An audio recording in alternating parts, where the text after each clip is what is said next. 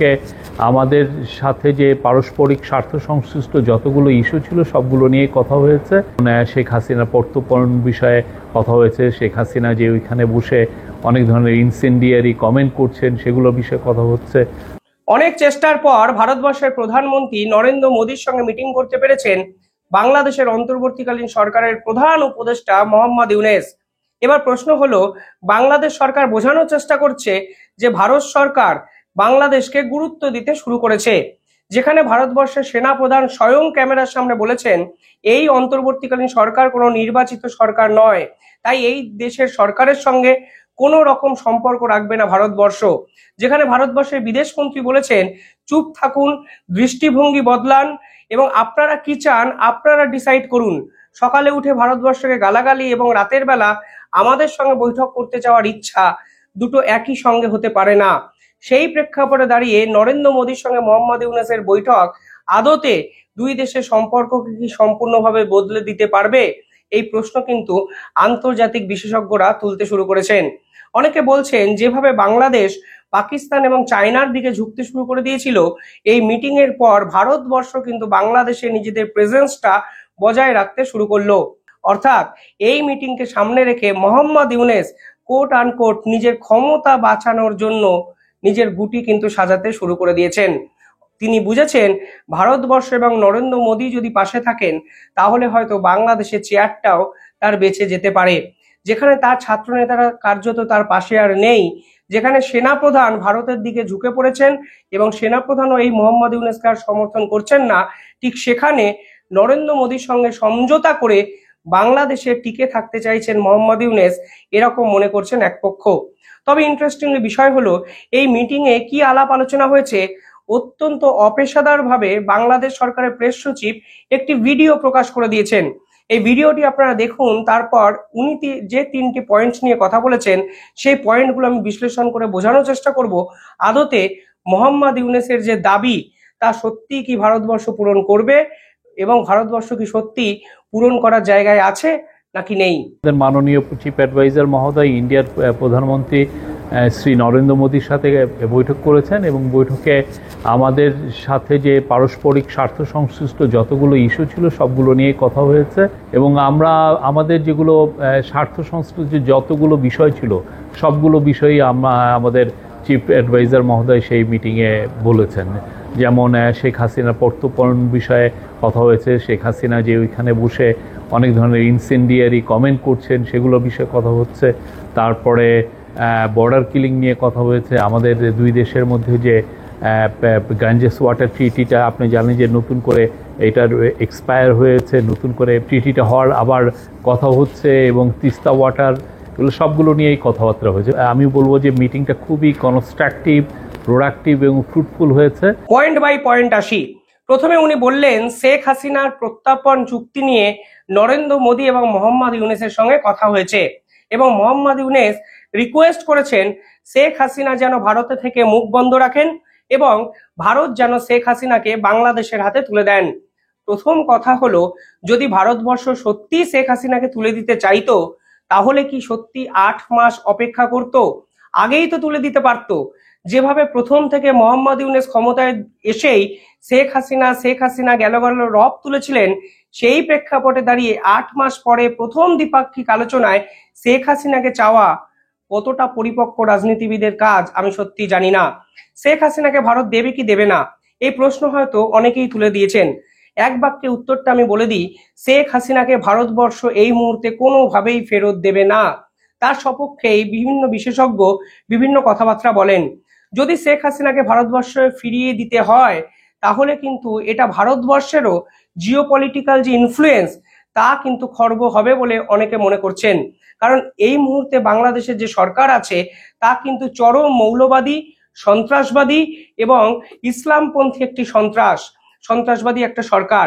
ঠিক তাদের হাতে শেখ হাসিনাকে তুলে দেওয়া মানে ভারতবর্ষ কিন্তু সেই সরকারের চাপের কাছে মাথা নত করলো, তা আন্তর্জাতিক স্তরে এস্টাবলিশড হবে।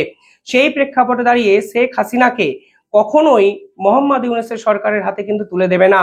দ্বিতীয়ত, ভারত বিশ্বাসই করে না এই সরকার ইলেকটেড সরকার, এবং অফিসিয়ালি তো সেটাই, এই সরকারের কোনো ভিত্তি নেই। এই সরকার সেনাবাহিনীর মদতপুষ্ট এবং স্টপ গ্যাপ একটি সরকার। এই সরকারের কথাবার্তা, এই সরকারের অফিসিয়াল লেটার, এই সরকারের চাহিদা আদতে ভারতের নির্বাচিত সরকারের কাছে কিন্তু কোনো ভ্যালুই নেই। শুধু ভারত নয়, আপনি যদি এই সরকারের কর্মকাণ্ড আপনি দেখবেন আন্তর্জাতিক কোনো দেশ এই সরকারকে সে অর্থে গুরুত্বই দিচ্ছে না। তার কারণটাই হলো এই সরকার ইলেকটেড সরকার নয়, এবং এই সরকারের ভবিষ্যৎ কি তা এই সরকারের প্রতিনিধিরাও জানে না। সেই প্রেক্ষাপটে দাঁড়িয়ে এই সরকারের কথা মেনে শেখ হাসিনাকে তাদের কাছে তুলে দেওয়া মানে আদতে ভারত কিন্তু মানে এই সরকারের কাছে নথি স্বীকার করার মতো পুরো বিষয়টা হবে, এবং জিওপলিটিক্যালি অন্যতম ভুল পদক্ষেপ হবে বলে অনেকে মনে করছেন। দ্বিতীয়ত, দক্ষিণ এশিয়া শুধু নয়, আন্তর্জাতিক স্তরে ভারত এই মুহূর্তে অন্যতম প্রভাবশালী একটি দেশ। ভারতের সঙ্গে ফ্রি ট্রেড এগ্রিমেন্ট করতে চাইছে ৪৫টি দেশ। ইউরোপীয় ইউনিয়নের ২৭টি দেশ এই মুহূর্তে ভারতের সঙ্গে বন্ধুত্ব করতে চাইছে। আমেরিকা ভারতের সঙ্গে একাধিক চুক্তি করছে সাম্প্রতিক সময়ে। পাশাপাশি চায়নার মতো একটি দেশ দিনের পর দিন ভারতের সঙ্গে এই মুহূর্তে বন্ধুত্বপূর্ণ আচরণ করছে। তার কারণ হলো আমেরিকা চায়নার উপরে প্রায় 54% ট্যারিফ লাগিয়ে দিয়েছে। অর্থাৎ আন্তর্জাতিক স্তরে এই মুহূর্তে ভারতের যে প্রভাব, সেই প্রভাবের সামনে যদি মোহাম্মদ ইউনূস জিতে যান, তাহলে কিন্তু ভারতবর্ষ তার নিজেদের যে ইনফ্লুয়েন্স তা কিন্তু আর এস্টাবলিশ করতে পারবে না। এমনকি দক্ষিণ এশিয়ায় শেখ হাসিনাকে নিজেদের দেশে জায়গা দেওয়া, ভারতবর্ষই যে দক্ষিণ এশিয়ার পলিটিক্সকে চালনা করে এবং ভারতবর্ষই যে দক্ষিণ এশিয়ার পলিটিক্সের শেষ কথা তা কিন্তু প্রতিষ্ঠা করেছে। ঠিক সেইখানে দাঁড়িয়ে মোহাম্মদ ইউনূস প্রত্যর্পণ চুক্তি মেনে শেখ হাসিনাকে চাইবেন, আর ভারতবর্ষ শেখ হাসিনাকে দিয়ে দেবেন, এই রকম বালখিল্য আবেদন এর আগে কোনো রাজনীতিবিদ করেছেন বলে তো আমার জানা নেই। পাশাপাশি শেখ হাসিনার একাধিক পাসপোর্ট কিন্তু বাংলাদেশ সরকার এর আগে বাতিল করেছে। অর্থাৎ তারা চাপ দিয়ে বোঝানোর চেষ্টা করেছিল ভারতবর্ষকে, আপনাদের কাছে কিন্তু কোনো অপশন নেই, শেখ হাসিনা পাসপোর্ট ছাড়া ভারতে কিভাবে থাকবে। ঠিক তখন ভারতবর্ষ কিন্তু শেখ হাসিনার একটি গ্রিন কার্ড বা গ্রিন পাসপোর্ট ইস্যু করে দেয়। এমনকি শেখ হাসিনাকে ভারতবর্ষ অতিথি আপ্যায়ন করে রেখেছে, এমন জায়গায় রেখেছে যেখানে ভারতবর্ষের মন্ত্রী লেভেলের মানুষজনরা থাকে। এবং শেখ হাসিনা শুধু ভারতে আছেন তা নয়, ভারতে থেকে তিনি একের পর এক কথা বলছেন, একের পর এক ভিডিও বার্তায় তিনি নিজের বক্তব্য পেশ করছেন, এবং এমন কথাবার্তা বলছেন যাতে বাংলাদেশ সরকারও কিন্তু চাপে পড়ে যাচ্ছে। অর্থাৎ মোহাম্মদ ইউনূসের ভাওতাবাজিকে শুধু ভারতবর্ষ যে ধরছে তা নয়, শেখ হাসিনাও কিন্তু দিনের পর দিন ধরে বাংলাদেশের মানুষকে সতর্ক করার চেষ্টা করে যাচ্ছেন, এবং শেখ হাসিনার মুখ কিন্তু বন্ধ করার কোনো চেষ্টাই ভারতবর্ষ করেনি। ফলে সব মিলিয়ে শেখ হাসিনাকে তুলে দেওয়ার, মোহাম্মদ ইউনূসের হাতে অন্তত তুলে দেওয়ার কোনো জায়গাই নেই ভারতবর্ষের। তাই প্রথম যে দাবিটি আজকে মোহাম্মদ ইউনূস নরেন্দ্র মোদীর সামনে করেছেন তা একদম ফ্রন্ট ফুটে এগিয়েছে, 6 মারা ছাড়া ভারতবর্ষের কাছে কোনো উপায় ছিল না। পাশাপাশি শেখ হাসিনাকে যদি অন্য ব্যক্তিগত স্তরে আপনারা ভাবেন, তাহলে দেখবেন যদি মোহাম্মদ ইউনূসের হাতে তুলে দেওয়া হয়, আন্তর্জাতিক স্তরে কিন্তু এটা প্রতিষ্ঠা হয় যে ভারতবর্ষ বিপদের সময় তার বন্ধুর পাশে থাকে না, যেটা নিঃসন্দেহে কিন্তু ভারতবর্ষের জিওপলিটিক্যাল ইমেজের জন্য ক্ষতিকর একটা দিক। আপনি যদি দেখেন তাহলে দেখবেন রাশিয়ায় কিন্তু এই মুহূর্তে জায়গা পেয়ে আছেন, বা দিনের পর দিন আছেন সিরিয়ার প্রাক্তন যিনি প্রেসিডেন্ট সেই ব্যক্তি। অর্থাৎ সিরিয়া যখন কার্যত নিজেদের মধ্যে আন্দোলনে এবং সিরিয়া কার্যত তছনছ হয়ে নরকে পরিণত হয়েছে, তখন আবু আল বাসারকে কিন্তু রাশিয়া জায়গা দিয়েছে। অর্থাৎ এটা কিন্তু জিওপলিটিক্যাল একটা ধর্ম, যে বিপদের সময় আসল বন্ধুকে যারা জায়গা দেয় তারাই কিন্তু জিওপলিটিক্যালি সবচেয়ে শক্তিশালী রাষ্ট্রে পরিণত হয় এবং আন্তর্জাতিক স্তরে বিভিন্ন ক্ষেত্রে রিওয়ার্ডেড হয়। সেই প্রেক্ষাপটে দাঁড়িয়ে শেখ হাসিনাকে চাওয়া নিঃসন্দেহে মোহাম্মদ ইউনূসের বালখিল্য একটা আবেদন। কেন বালখিল্য বলছি? কারণ ধরুন আপনি একই মিটিংয়ে বারংবার করে শেখ হাসিনা করে যাচ্ছেন এবং আপনাকে পাত্তাই দিচ্ছে না অপোজিট দেশ, তা থেকে আপনার সম্মানটা বৃদ্ধি পায়।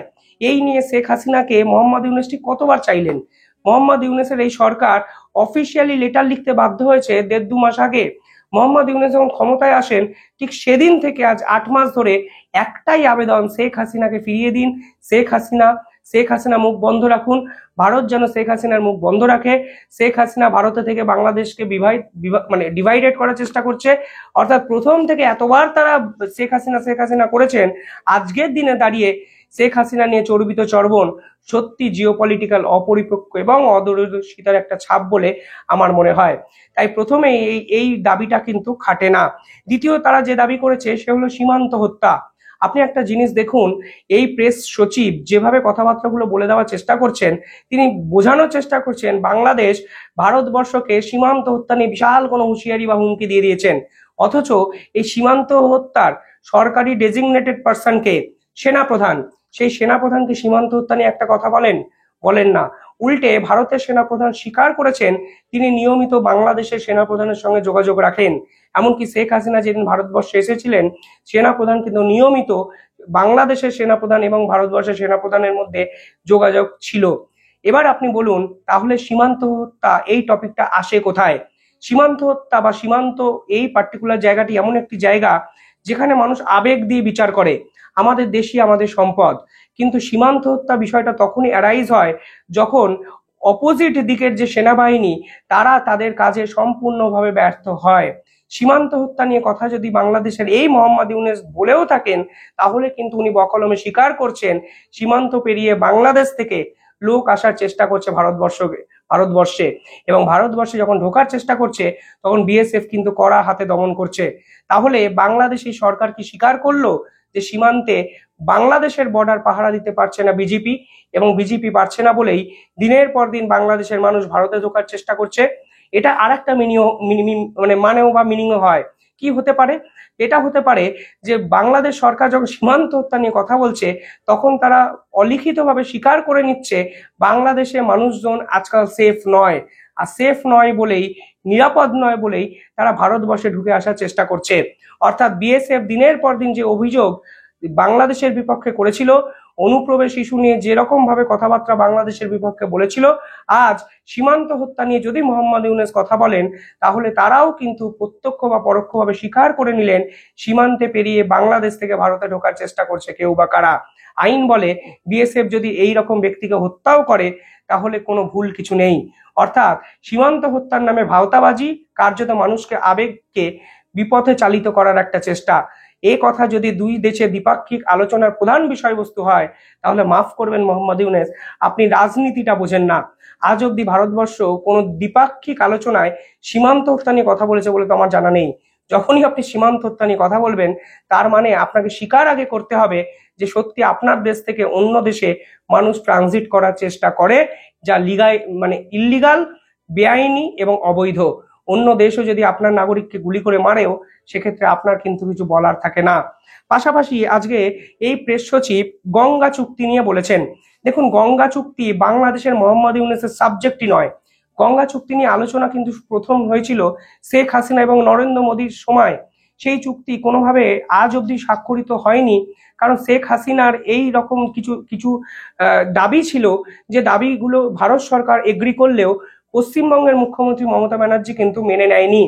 বর্তমান সময়ে এই গঙ্গা চুক্তির এই যে চুক্তি শেষ হয়ে যাবে 2026-এ, অর্থাৎ এই চুক্তি পুনর্নবীকরণের একটা জায়গা কিন্তু ভারত এবং বাংলাদেশের মধ্যে এসে পৌঁছেছে।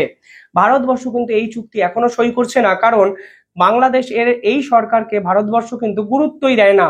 কিন্তু মোহাম্মদ ইউনূস চাইছে ছলে বলে কৌশলে তার সময়কালে যেন এই চুক্তিকে সই করে দিয়ে দেয় ভারতবর্ষ। অর্থাৎ কিছুদিন আগে যেভাবে বাংলাদেশের 12 জন এই নদী বিশেষজ্ঞ ভারতবর্ষে এসেছিলেন এবং মোহাম্মদ ইউনূসের দাবি কার্যত উড়িয়ে দিয়ে স্বীকার করেছিলেন গঙ্গার জল ভারতবর্ষ আটকে রাখছে না, সেই সমস্ত মতভেদকে গুড়িয়ে দিয়ে এই চুক্তি সই করিয়ে দিয়ে ভারতের বিপক্ষে আবার একটা জিগির তুলতে চাইছেন মোহাম্মদ ইউনূস, এবং বলতে চাইছেন, দেখলে তো আমি চাপ দিয়ে গঙ্গা চুক্তি স্বাক্ষর করে দিলাম, যা শেখ হাসিনা পারেননি। অর্থাৎ এটা দ্বিপাক্ষিক আলোচনার কোনো বিষয়বস্তুই নয়। অন্তত বিমস্টেকের মতো জায়গায় এই বিষয়ে আলোচনা হতে পারে না। বিমস্টেক এমন একটা জায়গা যেখানে ভারতবর্ষ অতিরিক্ত গুরুত্ব দিচ্ছে সম্প্রতি। সার্ক যখন কার্যত বাতিল হয়ে যায়, তখন বিমস্টেককেই কিন্তু একমাত্র আসিয়ান কান্ট্রির যে মেম্বার আছে তাদের সঙ্গে আলাপ আলোচনার একটা জায়গা হিসাবে ভারতবর্ষ বেছে নিয়েছে। গুরুত্ব এতটাই যে ভারতবর্ষের প্রধানমন্ত্রী স্বয়ং থাইল্যান্ডে গেছেন বিমস্টেকের একাধিক দেশের সঙ্গে মিটিং করতে। সেই প্রেক্ষাপটে দাঁড়িয়ে ব্যবসা বাণিজ্য, ইন্টারনাল ট্রেড, এক্সটার্নাল ট্রেড, এমনকি দুই দেশের মধ্যে ভবিষ্যৎ পরিকল্পনা নিয়ে আলোচনা না করে তারা শেখ হাসিনাকে নিয়ে আলোচনা করলেন, তারা সীমান্ত হত্যা নিয়ে আলোচনা করলেন, তারা এই পার্টিকুলার গঙ্গা চুক্তি নিয়ে আলোচনা করলেন। এবার আপনাকে বিশ্বাস করতে হবে এই মোহাম্মদ ইউনূস এসবের পরেও একটি ভিডিও করে ভারতের মিডিয়া, বাংলাদেশের মিডিয়াকে এই খবর খাওয়ানোর চেষ্টা করেছেন। এই পুরো বিষয়টা যদি আপনি দূরদর্শিতা বলেন, মাফ করবেন, মোহাম্মদ ইউনূসের এই রাজনীতি আপনি অন্তত বুঝতে পারছেন না। এবং আন্তর্জাতিক স্তরে এই ধরনের রাষ্ট্র পরিচালনার দায়িত্বে থাকা শাসককে কার্যত জোকার ছাড়া আর কিছু অভিহিত করা যায় না। আপনারা কিভাবে দেখছেন কমেন্টে জানাবেন।